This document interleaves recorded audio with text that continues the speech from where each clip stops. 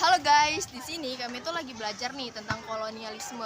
Nah, tapi saya dan teman-teman saya di sini juga pengen tahu nih, kira-kira anak-anak Semanti ini tahu nggak siapa itu kolonialisme? Yuk langsung aja kita tanya sama anak Semantinya aja. Betul nggak?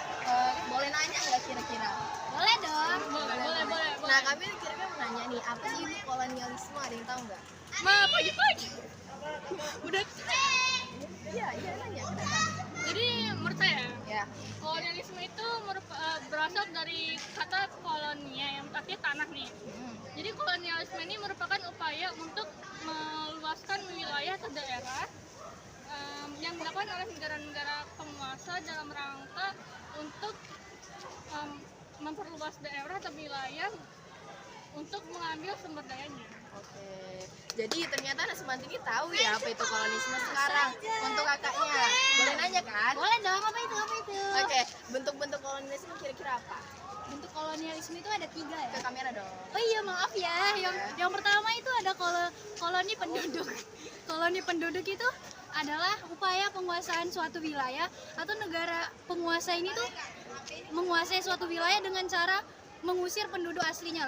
Lalu yang kedua ini ada koloni eksploitasi. Koloni eksploitasi ini adalah suatu penguasaan wilayah untuk mereka nih merebut kekayaan alam gitu loh. Lalu mereka juga memobilisasi penduduknya gitu loh, kayak misalnya kerja paksa dan disuruh jadi tentara gitu. Ini contohnya nih kita sendiri ya yang dieksploitasi oleh Belanda terhadap bangsa Indonesia. Lalu yang ketiga, ini adalah suatu upaya penguasaan wilayah. Ini mereka nih pembuangan para tahanan yang mereka anggapnya kelas berat gitu. Oke, segitu aja. Oke, ternyata ya anak-anak Semanti ini tahu apa itu koloni. Nah, sekarang kita nih pengen tahu nih, sama anak yang lain. Dua aja tuh kurang. Yuk kita lihat lagi anak-anak yang lain tahu nggak sih ya kira-kira apa itu koloni? Halo guys, sekarang gantian saya karena yang satunya sedang istirahat. Dan saya juga sudah mempersiapkan beberapa pertanyaan ya buat kita tanyakan kepada anak Semanti lainnya ya. Kira-kira ada nggak ya yang bisa jawab lagi seperti yang tadi? Coba kira-kira kosong ya di sana ya. Kita cari sebelah sini. Wah, di sini ada yang lagi belajar guys. Kira-kira mereka bisa jawab nggak ya? Harusnya bisa ya. Halo guys. Halo. Kalian lagi apa nih? Belajar. Oke, kalau gitu saya boleh nanya nggak sih? Boleh dong. Saya mau nanya seputaran sejarah ya. Yang pertama nih, dampak kolonialisme terhadap bangsa Indonesia dalam bidang ekonomi dan sosial budaya. Kira-kira siapa yang bisa jawab? Oke, baik, coba jawab. Nah, kalau dampak kolonialisme dalam bidang ekonomi ini yaitu adanya monopoli yang dilakukan oleh para penjajah. Monopolinya ini monopoli nggak sehat ya. Terus kalau misalnya dalam bidang sosial dan budaya ini adanya pembagian stratifikasi sosial yang tidak sehat, kelaparan, kerja paksa, sama hilangnya tradisi lokal. Nah, udah itu aja.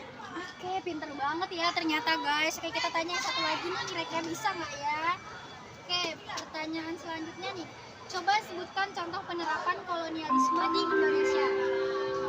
Jadi awalnya bangsa Eropa datang ke Indonesia karena mereka tertarik nih sama sumber daya alam yang dipunyai Indonesia, terutama rempah-rempah. Nah, awalnya tujuan mereka datang ke Indonesia hanya untuk berdagang saja, tetapi lama-kelamaan mereka mulai menerapkan sistem monopoli, tanam paksa, sistem sewa tanah, dan sistem kerja paksa.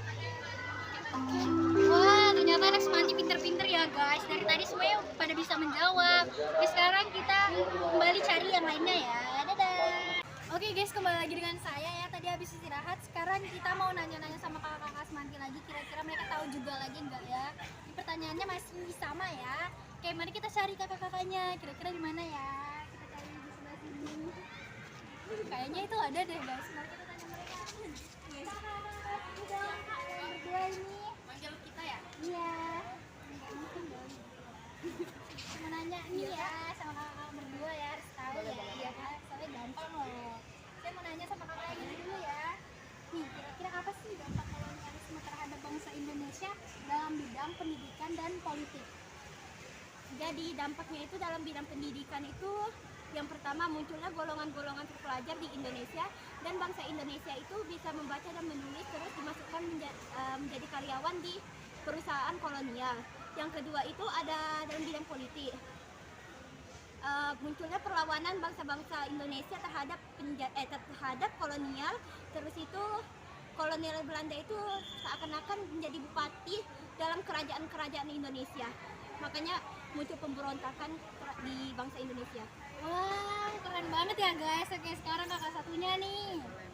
Ini apa saja pergolongan kelas sosial pendudukan Hindia Belanda berdasarkan ras dan jelaskan. Bisa nggak nih? Nih yang saya ketahui ya boleh ya? Boleh dong. Oke, jadi yang saya ketahui itu golongan ras Hindia Belanda pada zaman kolonial itu tuh ada golongan Eropa. Ya siapa sih yang orang bumi ini yang nggak tahu Eropa? Saya tahu ya. Nah selanjutnya golongan Indonesia yang biasanya itu terdiri dari campuran pribumi dan juga Eropa. Nah, selanjutnya golongan keturunan Timur Asing. Golongan keturunan Timur Asing itu biasanya Tionghoa, India dan juga Arab. Nah, yang terakhir itu tuh ada golongan pribumi yang terdiri biasa dari Indonesia atau inlander. Nah, itu aja sih yang saya tahu. Ternyata pintar-pintar ya guys, nggak ada yang nggak bisa jawab nih. Hebat-hebat ya ternyata kakak-kakak semanti. Oke, segitu. Kami pamit dulu ya. Oke, makasih ya. Makasih. Oke, jadi ini udah selesai ya pertanyaannya. Itu kita udah tanya ya sama kakak-kakak semanti ini satu-satu ya. Jadi segitu aja pertanyaan-pertanyaan kita. Sampai jumpa. Assalamualaikum.